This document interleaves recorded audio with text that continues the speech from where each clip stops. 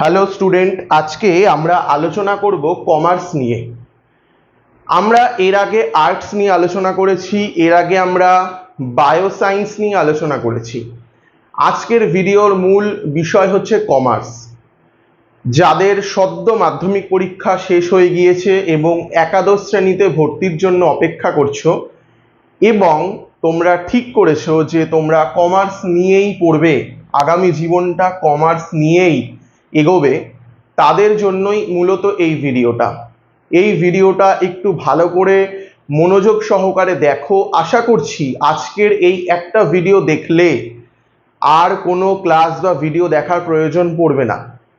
তো এই ভিডিওটায় আমরা মূলত কি কি আলোচনা করব? কমার্স সংক্রান্ত যাবতীয় জিনিস কি কি। প্রথমে কমার্স বিষয়টা কি, কমার্স কি মাথায় দেয় না খায়, কমার্স মানে কি, এই কমার্স স্ট্রিমের মধ্যে মোট কোন কোন সাবজেক্ট রয়েছে, তোমরা কোন কোন সাবজেক্ট চুজ করবে তার মধ্যে থেকে, ঠিক আছে, এবং কোন কোন সাবজেক্ট নিলে তোমাদের ভবিষ্যৎ খুবই মসৃণ হবে, কোন কোন সাবজেক্ট তোমাদের ভবিষ্যতে খুব লাভবান হবে এবং কোন কোন সাবজেক্ট শুধুমাত্র নাম্বার পাওয়ার জন্যই নেওয়া, ভবিষ্যতে খুব একটা কাজে লাগবে না, সে সমস্ত নিয়ে তো আলোচনা করবই।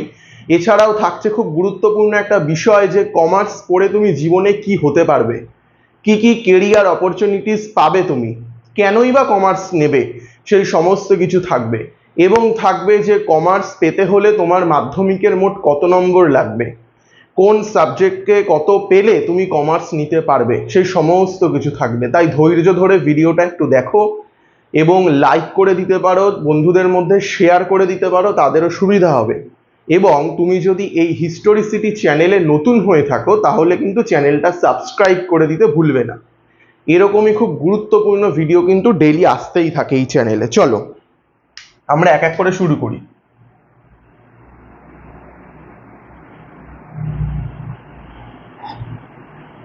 কমার্স, আমাদের আজকের আলোচ্য স্ট্রিম হচ্ছে কমার্স। এই কমার্স মানে কি? আর্টস মানে কলা বিভাগ, সায়েন্স মানে বিজ্ঞান বিভাগ, আর কমার্স মানে হচ্ছে বাণিজ্য বিভাগ। ঠিক আছে, বোঝাতে পারলাম? বাণিজ্য বিভাগ। যারা এর আগে আমার বায়োসায়েন্সের ভিডিওটা দেখেছো তারা জানবে যে বায়োসায়েন্সের কিন্তু আরো নাম আছে। কি কি? আদার সায়েন্স, কম্বাইন্ড সায়েন্স, এমনকি ইকো সায়েন্স বলে যে স্ট্রিমটা রয়েছে সেই স্ট্রিমেরও কিন্তু একটা নাম আছে। কি সেই নাম? জিও সায়েন্স। কিন্তু কমার্সের কিন্তু আলাদা কোনো নাম নেই। মানে তুমি যখন ভর্তি হতে যাবে একাদশ শ্রেণীতে তুমি কিন্তু সেই ফর্মে কমার্স কথাটাই লেখা দেখতে পাবে, অথবা বাণিজ্য বিভাগ লেখা থাকতে পারে। চলো এবার সব থেকে গুরুত্বপূর্ণ যে বিষয়টা সেটা হচ্ছে কমার্সে কি কি সাবজেক্ট রয়েছে। চলো প্রথমে বলে রাখি তোমাদের সাবজেক্ট নিতে হবে কটা। সাবজেক্ট কিন্তু তোমাদের নিতে হবে 6টা। ঠিক আছে, উচ্চ মাধ্যমিকে কটা সাবজেক্টের বেসিসে রেজাল্ট তৈরি হবে? উচ্চ মাধ্যমিকে কিন্তু রেজাল্টে গোনা হবে সেই 5টা সাবজেক্ট যে 5টা সাবজেক্টে তুমি সবচেয়ে বেশি নম্বর পেয়েছো। বুঝতে পারলে? তোমার সাবজেক্ট থাকবে 6টা, কিন্তু সেই 5টা সাবজেক্ট গোনা হবে যে 5টায় তুমি সবচেয়ে বেশি নম্বর পেয়েছো, আর একটি সাবজেক্ট কিন্তু গোনা হবে না। তো সেই একটি সাবজেক্ট গোনা হোক বা না হোক আমার তো দেখে দরকার নেই, আমি এখানে দেখবো আমার 6টা সাবজেক্ট টোটাল নিতে হবে এবং পড়তে হবে। আর আমার কেরিয়ারে কিন্তু এই 6টা সাবজেক্টই প্রভাব বিস্তার করবে আমি কোন দিকে যাব সেই বিষয়ে। প্রথম যে সাবজেক্টটি রয়েছে সেটি হচ্ছে বেঙ্গলি। তোমরা যে স্ট্রিম নাও না কেন, সেটা আর্টস হতে পারে, সেটা কমার্স হতে পারে, সেটা সায়েন্স হতে পারে, বাংলা এবং ইংরাজি কিন্তু থাকবেই। এই সাবজেক্টগুলো হচ্ছে এক একটা কম্পালসারি সাবজেক্ট। তো বাংলা তোমাদের থাকবে, আর কি থাকবে? তোমাদের থাকবে ইংলিশ, তোমাদের ইংলিশ থাকবে।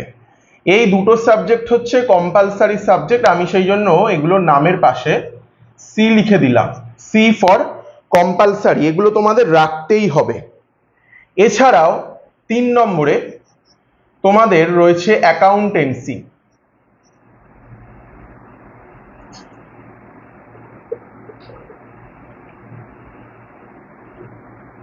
অ্যাকাউন্টেন্সি তোমাদের কিন্তু অ্যাকাউন্টেন্সি সাবজেক্টটাও রয়েছে, এবং যারা কমার্স নিয়ে পড়ছো অ্যাকাউন্টেন্সি কিন্তু তোমাদের কম্পালসারি, মানে অ্যাকাউন্টেন্সি কিন্তু রাখতেই হবে, ঠিক আছে?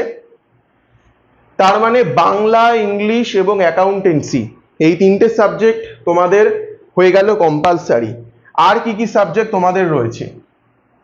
4 নম্বর costing and taxation. Costing and taxation তোমরা যখন স্কুলে ভর্তি হবে দেখবে তোমাদের যারা দাদারা রয়েছে বা দিদিরা রয়েছে কিংবা স্যারেরা রয়েছে বা ম্যামেরা রয়েছে, তারা দেখবে কস্ট ট্যাক্স বলছে।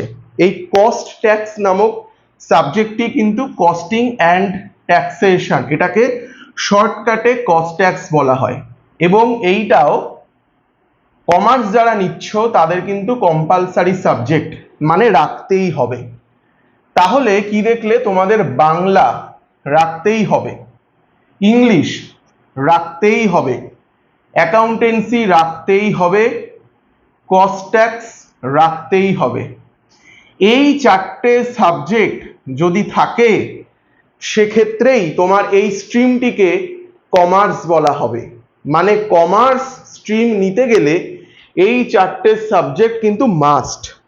এছাড়াও আরো কিছু সাবজেক্ট রয়েছে, আমি সেগুলোর এক এক করে নাম বলছি। দেখো, 5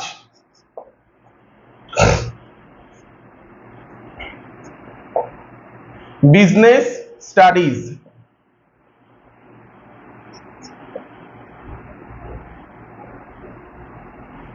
বিজনেস স্টাডিজ খুব গুরুত্বপূর্ণ একটা সাবজেক্ট কমার্সের, বিজনেস স্টাডিজ তোমাদের রয়েছে। আর তোমাদের কি কি রয়েছে?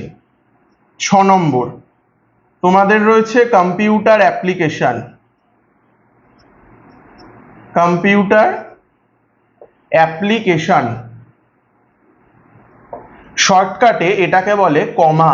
তোমরা যখন যে কোনো ফর্ম ফিল আপ করবে তখন দেখবে তোমাদেরকে কমা লিখতে হচ্ছে, তো কমা লিখলাম। তাহলে দেখো, বাংলা, ইংলিশ, অ্যাকাউন্টেন্সি এবং কস্টিং অ্যান্ড ট্যাক্সেশন তোমাদের কম্পালসারি সাবজেক্ট। এছাড়াও রয়েছে বিজনেস স্টাডিজ এবং কম্পিউটার অ্যাপ্লিকেশন। এছাড়াও তোমাদের রয়েছে 7 নম্বর একটি সাবজেক্ট, মানে অপশানে রয়েছে, কি রয়েছে? ইকোনমিক্স। অনেকেই এখন বলতে পারো যে দাদা বা স্যার, ইকোনমিক্স তো আর্টসের একটা সাবজেক্ট শুনেছি, অনেকেই আর্টসে নেয়, এই ইকোনমিক্স কমার্সে এলো কি করে? মাথায় প্রশ্ন আসতেই পারে।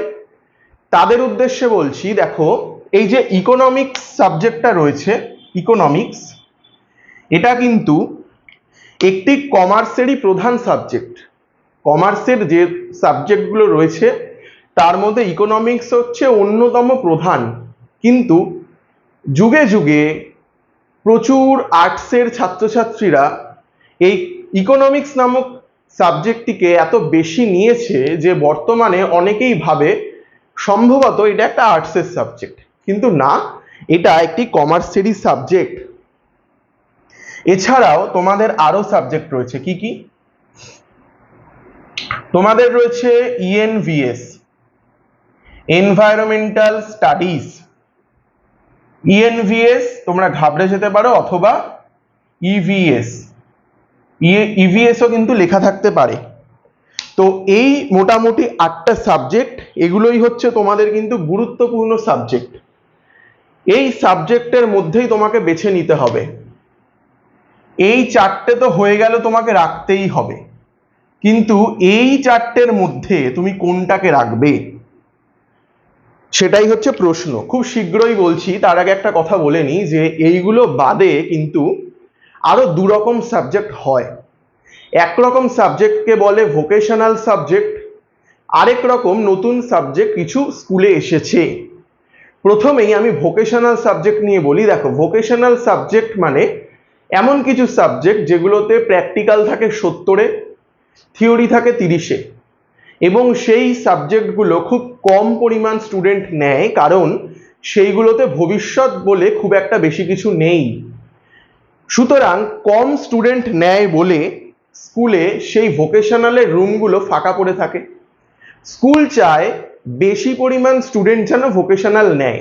সেই জন্য তোমরা যখন ফর্ম ফিল আপ করতে যাবে, দেখবে তোমাদের স্কুল কিন্তু ভোকেশনাল সাবজেক্ট নেওয়ার জন্য তোমাদের জোর করতে পারে, করবেই বলছি না, বলতে পারে যে দেখো 70 নম্বর প্র্যাকটিক্যাল আছে।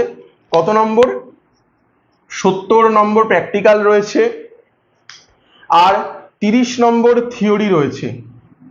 তো এই 70 তো সবাইকে দিয়ে দেওয়া হবে, তোমরা নিয়ে নাও। কিন্তু ভুল করেও এই ফাঁদে পা দেবে না। কেন দেবে না? তার দুটো কারণ রয়েছে। কি কি? প্রথমত, 70-এ 70 সবাইকে দেওয়া হয় না। যদি প্রত্যেককে 70-এ 70 দিয়ে দেওয়া হয়, তাহলে কিন্তু প্রশ্ন উঠবে স্কুলের ব্যাপারে, এবং অবধারিত কাউন্সিল থেকে স্কুলে চিঠি আসবে। স্কুল তাই 70-এ 70 দিতে পারে না। তোমার অ্যাটেন্ডেন্স থেকে হতে পারে বা যে কোনো জায়গা থেকে হতে পারে, এই 70-এর ওপরে কিন্তু অনেক নম্বর কাটা হয়। ঠিক আছে, প্রথম কারণ গেল।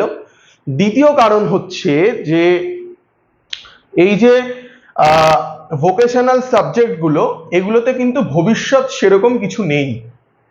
তো তোমার এই 6টা সাবজেক্ট নিতে হবে তোমাকে ভবিষ্যতে দাঁড়াতে গেলে। তার মধ্যে তুমি একটা সাবজেক্ট ভোকেশনাল নিয়ে কেন নষ্ট করবে? একটা সাবজেক্টের জায়গা তো নষ্ট হয়ে গেল। তো সেই জন্য ভোকেশনাল নেবে না। আরো কিছু নতুন সাবজেক্ট এখন স্কুলে এসছে। Artificial intelligence, AI. এছাড়াও আছে কি? এছাড়াও আছে applied artificial intelligence, cyber security ইত্যাদি ভালো ভালো সাবজেক্ট রয়েছে। কিন্তু সাবজেক্টগুলো ভালো হলেও কমার্স নিয়ে যদি এগোতে হয়, তাহলে কমার্সেরই সাবজেক্ট নেওয়া ভালো। কোনো ভোকেশনাল বা কোনো নতুন সাবজেক্ট নেওয়ার দরকার নেই, তাই আমি সেইগুলোকে আর বলছি না। এবার জায়গাটা একটু মুছি। তোমাদের যাদের স্ক্রিনশট নেওয়ার একটু নিয়ে নাও। এইটা হচ্ছে সাবজেক্ট লিস্ট। কেউ যদি কোনো খাতা বা ডায়েরি নিয়ে বসো, তাহলে এটা একটু লিখে নিতে পারো। ঠিক আছে, চলো। দেখো, আমি কিন্তু 4টে সাবজেক্ট রেখে বাকি সাবজেক্টগুলোকে মুছে দিলাম। কেন? কারণ এই 4টে সাবজেক্ট কিন্তু তোমাদের রাখতেই হবে। তাহলে আমরা আরো দুটো সাবজেক্ট নিয়ে এখানে কথা বলবো, মানে 5 এবং 6। এখানে তোমরা কি কি নেবে এইটা আলোচনা করার আগে আমি আরেকটা বিষয় বুঝিয়ে নিই বা বলে নিই। দেখো, মাধ্যমিকে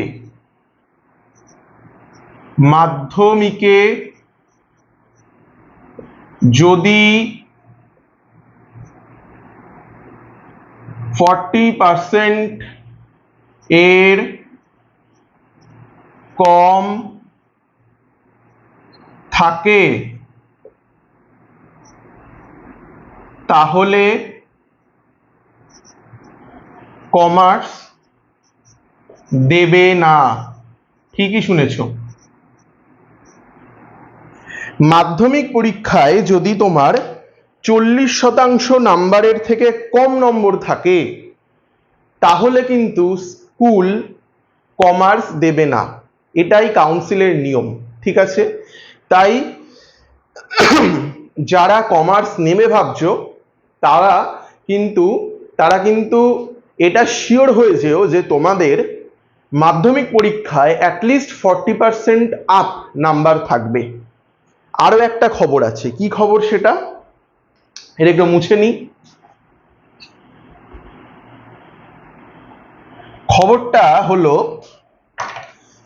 মাধ্যমিকে যদি অঙ্কে 35% কম নাম্বার থাকে,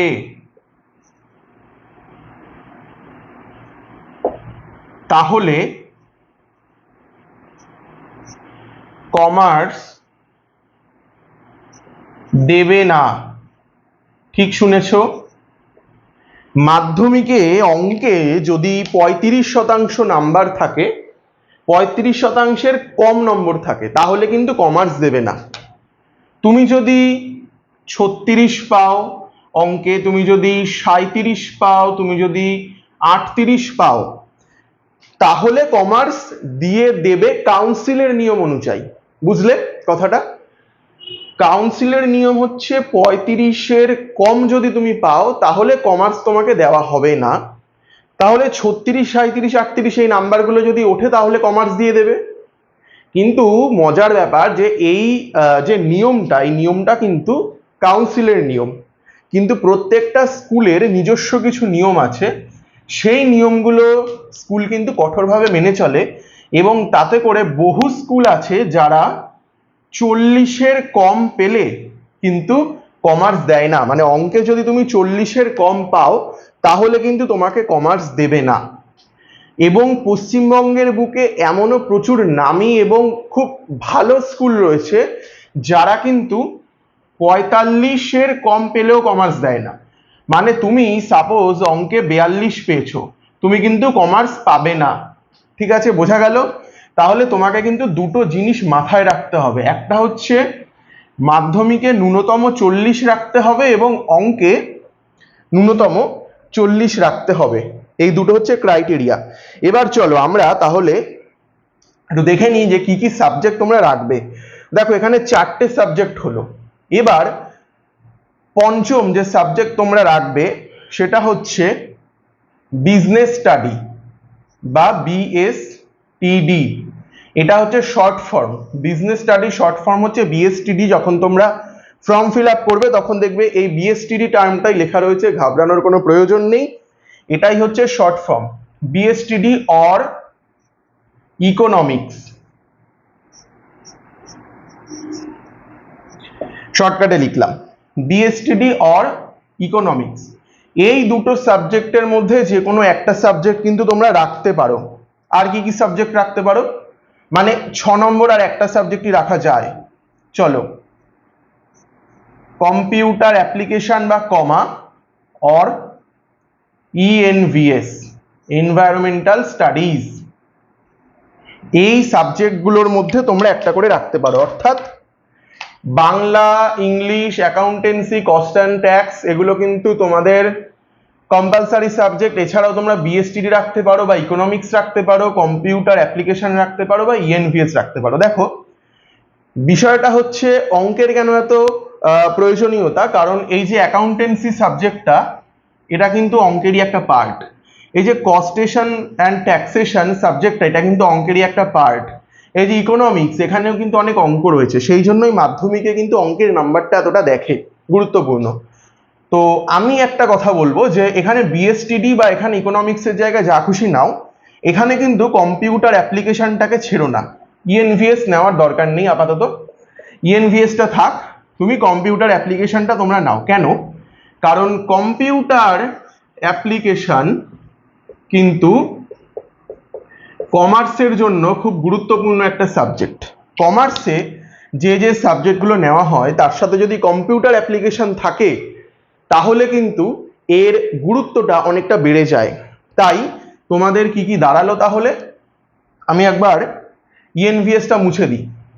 চলো, তাহলে বিষয়টা দাঁড়ালো তোমাদের এরকম যে এখানে বাংলা নেবে, ইংলিশ নেবে, কম্পিউটার এই অ্যাকাউন্টেন্সি নেবে, কস্ট অ্যান্ড ট্যাক্স নেবে, এখানে বিজনেস স্টাডি অথবা ইকোনমিক্স নেবে, আর এখানে হচ্ছে কম্পিউটার অ্যাপ্লিকেশন নেবে। এই হচ্ছে গেল বিষয়।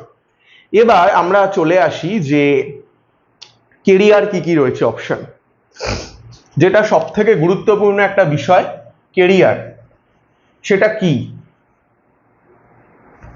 কারণ তোমরা পড়াশোনা করছো, পড়াশোনা শেষ করে সেইটা দিয়ে তো অন্য কিছু একটা করতে হবে, তো সেই জন্য কেরিয়ার অপশনটা কিন্তু খুব গুরুত্বপূর্ণ। চলো, যেহেতু দেখো বাংলা এবং ইংলিশ তোমাদের রয়েছে, তো আমি বাংলা এবং ইংলিশ দিয়েই কিন্তু শুরু করছি, কারণ এই সাবজেক্টগুলোও তো তোমাদের খুব গুরুত্বপূর্ণ সাবজেক্ট। গুরুত্বপূর্ণ বলেই তোমাদের যে কোনো স্ট্রিম নাও না কেন বাংলা এবং ইংলিশ কিন্তু কম্পালসারি। তো বাংলা এবং ইংলিশ থেকে কি কি হওয়া যায় সেটাও কিন্তু জেনে রাখা প্রচন্ড প্রয়োজন। প্রথমেই দেখো, শিক্ষক তোমরা কিন্তু হতে পারো। আর কি হতে পারো? অধ্যাপক তোমরা কিন্তু হতে পারো, অধ্যাপক হতে পারো। আর কি হতে পারো? তোমরা গবেষক হতে পারো। এবং ইংলিশ এবং বাংলা খুব ভালো জানলে তোমরা আরজে হতে পারো। তোমরা মিডিয়ায় কাজ পেতে পারো, মিডিয়া মানে নিউজ চ্যানেলগুলোতে। এছাড়াও তোমরা স্ক্রিপ্ট রাইটার, এছাড়াও তোমরা স্ক্রিপ্ট রাইটার হতে পারো। এছাড়াও তোমরা সম্পাদক হতে পারো, সম্পাদক। এছাড়াও তোমরা প্রকাশক হতে পারো। অনেকে ভাবতে পারো যে আমি চাকরি করব না, গতে বাঁধা কোনো চাকরি আমি করব না, আমি একটা ব্যবসা করব।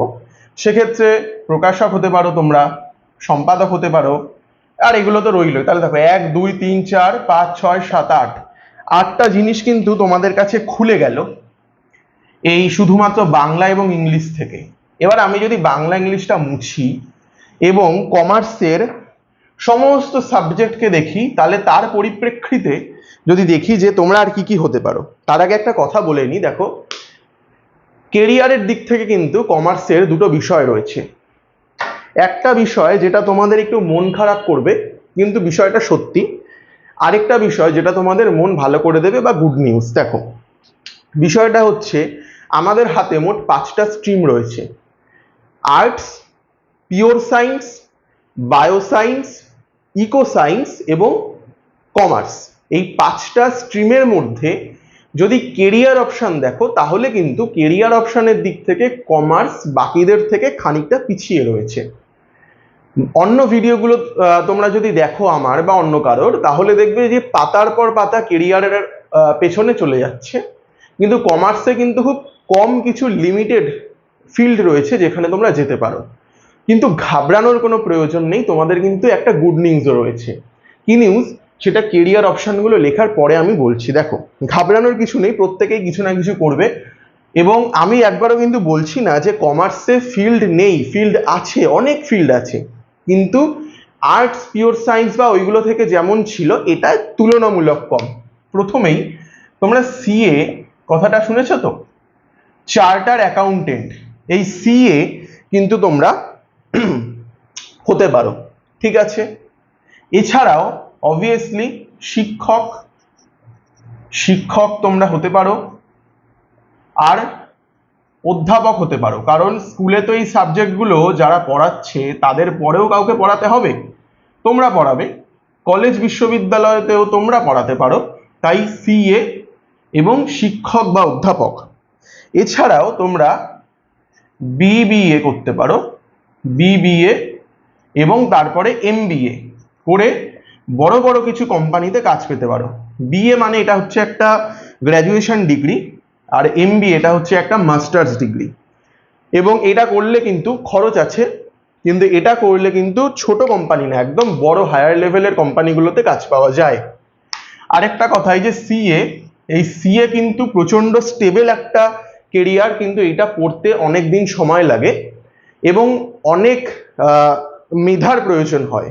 মানে অন্যান্য পড়াশোনা এবং সিএর পড়াশোনা কিন্তু আলাদা, এটা একটা সময় সাপেক্ষ পড়াশোনা এবং গ্র্যাজুয়েশন লেভেল নয়, এটা বলতে গেলে পোস্ট গ্র্যাজুয়েশন লেভেল ছাড়িয়ে পিএইচডি লেভেলের একটা ব্যাপার। কিন্তু তুমি যদি একবার এটা হয়ে যেতে পারো চার্টার্ড অ্যাকাউন্টেন্ট, তাহলে কিন্তু তোমার স্টেবল কেরিয়ার। এছাড়াও তো শিক্ষক অধ্যাপক রয়েছে, এমএ, বিবিএ, এমবিএ রয়েছেই।